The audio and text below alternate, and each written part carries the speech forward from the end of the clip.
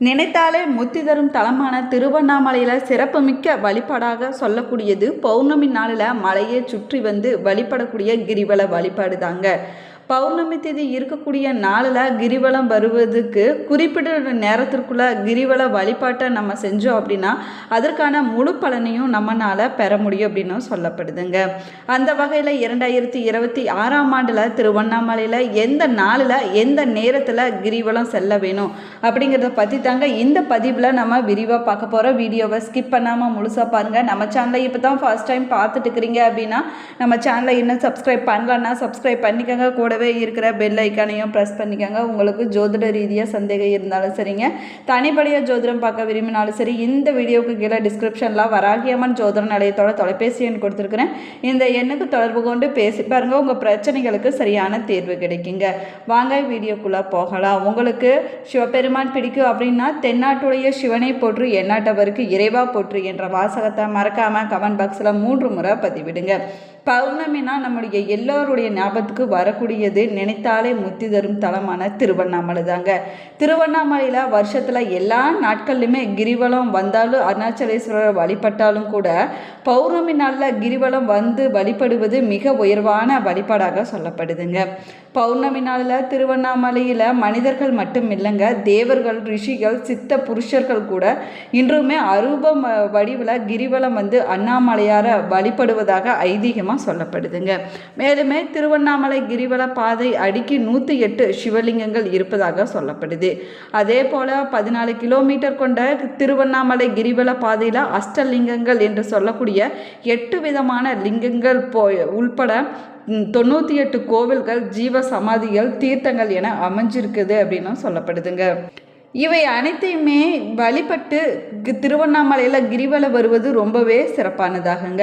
திருவண்ணாமலையில் சிவபெருமானே மலையின் வடிவமாக வீற்றிருப்பதாக நம்பிக்கையாக சொல்லப்படுவதனால அண்ணாமலையை தரிசித்தபடி ஓம் நமச்சிவாயா என்ற மந்திரத்தை மனதார சொல்லி கொண்டு கிரிவலம் வந்தோம்னா அண்ணாமலையாருடைய அருளால் அனைத்து விதமான நன்மைகளும் நமக்கு கிடைக்கும் அப்படின்னு சொல்லப்படுதுங்க. மேலுமே திருவண்ணாமலையில் மாதந்தோறும் பௌர்ணமி நாளில் ஆயிரக்கணக்கான பக்தர்கள் கிரிவலம் வந்து வழிபடுவதை வழக்கமாகவே வச்சிருக்கிறாங்க.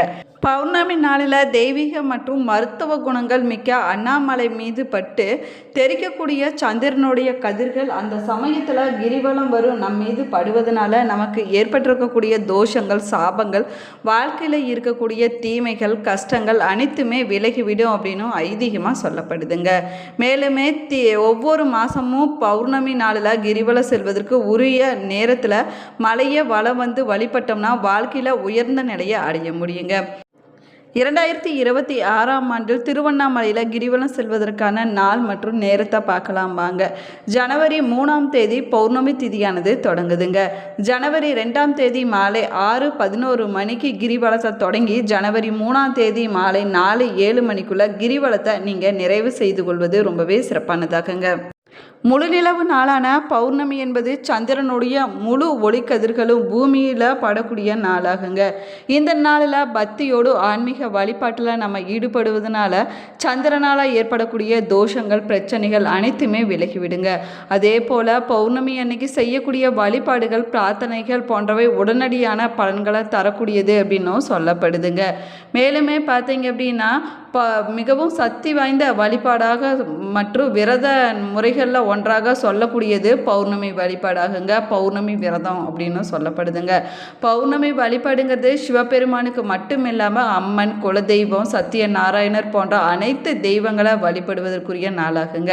அவர்களுடைய அருளை பெறுவதற்கு முக்கியமான நாளாகவும் சொல்லப்பட்டிருக்குது. மேலுமே பௌர்ணமி வழிபாடு தீய சக்திகள் அனைத்தையுமே விலக்கி செல்வ செழிப்பு, திருமண பாக்கியம், மாங்கல்ய பாக்கியம், மன அமைதி போன்றவற்றை தருவதற்கு உண்டான வழிபாடாகவும் சொல்லப்படுதுங்க. நோய்கள் அனைத்துமே நீங்கி பலவிதமான நன்மைகளை தரக்கூடிய அற்புதமான வழிபாடாக இந்த பௌர்ணமி வழிபாடு சொல்லப்பட்டிருக்குது. அதுலேயும் குறிப்பாக பௌர்ணமி நாளில் விளக்கு பூஜை செய்வது, லலிதா சகஸ்ரநாமத்தை பாராயணம் செய்வது, குலதெய்வத்திற்கு பொங்கல் வைத்து வழிபடுவது போன்றவை செய்வதனால அளவில்லாத நன்மைகளை நம்மளால் பெற முடியுங்க. சாதாரண நாட்களை விட பௌர்ணமி நாளில் தெய்வ தரிசனம் செய்வது ரொம்பவே சிறப்பானதாகுங்க. அதே போல் மந்திரம் பாராயணம் செய்வது, பூஜைகள் செய்வது அதிக மடங்கு பலன்களை நமக்கு பெற்றுக் கொடுக்குங்க. பௌர்ணமி பகல் முழுவதும் விரதம் இருந்து மாலை நேரத்தில் வழிபாடு செய்து சந்திரனை தரிசித்த பிறகு உங்களுடைய விரதத்தை நீங்கள் நிறைவு செய்து கொள்ள வேணுங்க. இதனால் தெய்வீக அருள் கிடைப்பது மட்டும் இல்லாமல் நினைத்த காரியங்கள் அனைத்துமே நிறைவேறுங்க. சந்திரனுடைய அருளும் உங்களுக்கு பரிபூர்ணமாக கிடைக்குங்க. மேலுமே பௌர்ணமி நாளில் திருவண்ணாமலை போன்ற ஆன்மீக சிறப்புமிக்க மலை கோவில்களில் கிரிவலம் வந்து வழிபடுவதனால அனைத்து விதமான பாவங்கள் கர்ம வினைகள் அனைத்துமே விலகிவிடுங்க. பௌர்ணமி நாளில் திருவண்ணாமலையில் கிரிவலம் செல்வது சாதாரண நாட்களில் செல்லக்கூடிய கிரிவலத்தை விட 1000 மடங்கு அதிகப்படியான பலன்களை பெற்றுக் கொடுக்குங்க. நம்முடைய வாழ்க்கைக்கு தேவையான அனைத்து நலன்களும் கிடைப்பது மட்டும் இல்லாமல் வாழ்க்கைக்கு பிறகு முக்தி நிலையையும் கிடைக்குங்க. சிவபெருமானுடைய அருளும் சித்தர்களுடைய அருளும் பரிபூர்ணமாக கிடைக்குங்க. சித்தர்கள் தரிசனம் சித்தர்களின் அருளை பெற்று தருங்க. சித்தர்களுக்கு உரிய மந்திரங்களை நம்ம பாராயணம் செய்வதற்கு பௌர்ணமி திதி ரொம்பவே சிறப்பான நாளாகுங்க. திருவண்ணாமலையில் கிரிவலம் செல்வது உயர்வான புண்ணிய பலன்களை நமக்கு பெற்றுக் கொடுக்குங்க. திருவண்ணாமலையில் எல்லா நாட்கள்லுமே கிரிவலம் செல்லலாலும் கூட அமாவாசை, பௌர்ணமி, மாத பிறப்பு, சிவராத்திரி, பிரதோஷம் போன்ற நாட்களில் கிரிவலம் செல்வது அதிகப்படியான பலன்களை நமக்கு கொடுக்குங்க. அதுலேயும் குறிப்பாக பௌர்ணமி நாளில் லட்சக்கணக்கான பக்தர்கள் திருவண்ணாமலையில் கிரிவலம் வந்து இறைவனை வழிபாடு செய்வாங்க. அந்த வகையில் எந்த கிழமையில் கிரிவலம் போனோம்னா என்ன மாதிரியான பலன்கள் கிடைக்கும் அப்படின்னு பார்க்கலாம் வாங்க. பொதுவாக பார்த்திங்கன்னா ஞாயிற்றுக்கிழமை கிரிவலம் சிறப்பான வழிபாடாக சொல்லப்படுதுங்க.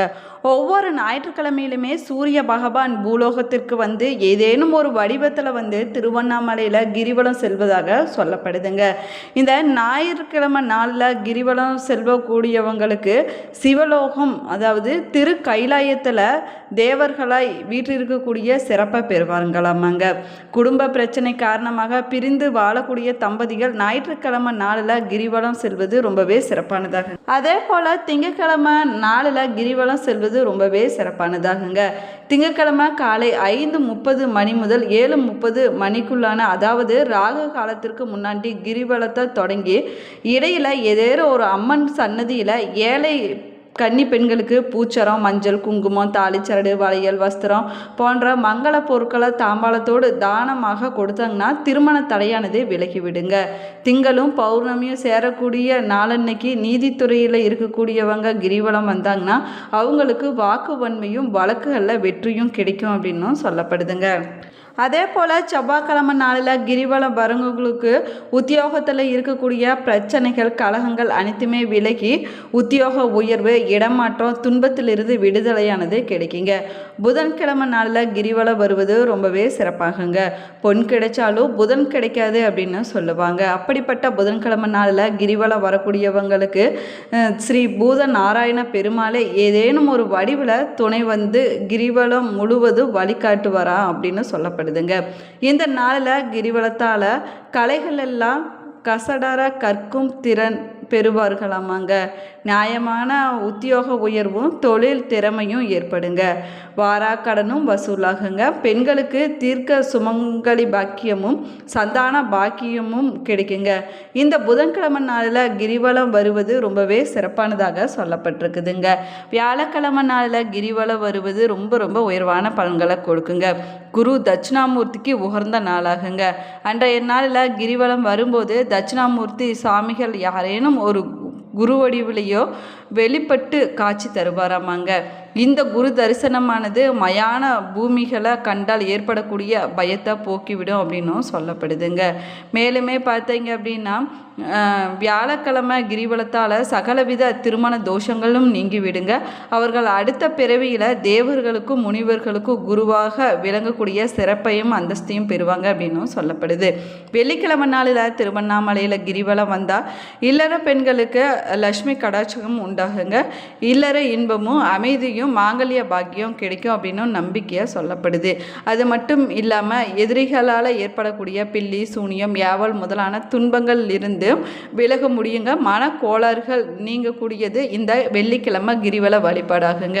சனிக்கிழமை நாளில் திருவண்ணாமலையில் கிரிவலம் வந்தோம்னா கண் காது சம்பந்தப்பட்ட அனைத்து பிரச்சனைகளும் விலகிவிடுங்க. அதே போல் நரம்பு சம்பந்தமான பிரச்சனைகள், பக்கவாத பிரச்சனை இருக்கக்கூடியவங்க சனிக்கிழமை நாளில் கிரிவலம் வந்தாங்கன்னா அந்த பிரச்சனையிலிருந்து விடுபட முடியுங்க. இந்த நாளில் கிரிவல பாதையில் யமலிங்க தரிசனம் செஞ்சாங்கன்னா தீராத நோய்களும் தீர்ந்துவிடும், யமபயமானது நீங்கிவிடும் அப்படின்னும் சொல்லப்படுதுங்க. மேலுமே அமாவாசை என்பது பூமியில் நிலவு தென்படாத நாளாகுங்க. அதனுடைய அகரஸ்தான சக்தியால் அதிகப்படியான தாக்கத்தை ஏற்படுத்தக்கூடிய நாளிகையில் இந்த அமாவாசை கிரிவலம் செல்வது ரொம்பவே சிறப்பானதாக சொல்லப்பட்டிருக்குதுங்க.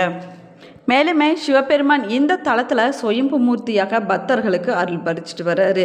இந்த தலத்தில் இருக்கக்கூடிய மலையே சிவலிங்கம் என்பதும் நம்பிக்கையாக சொல்லப்படுதுங்க. இந்த ஆலயத்தில் வீட்டிருக்கக்கூடிய அம்மன் உண்ணாமலையம்மன் ஆவாங்க. முருகர், விநாயகர், அர்த்தநாளீஸ்வரர், பெருமாள், பைரவர், பிரம்மலிங்கம், பாதாளலிங்கம் போன்ற சன்னதிகளும் இந்த ஆலயத்தில் அமைஞ்சிருக்குதுங்க.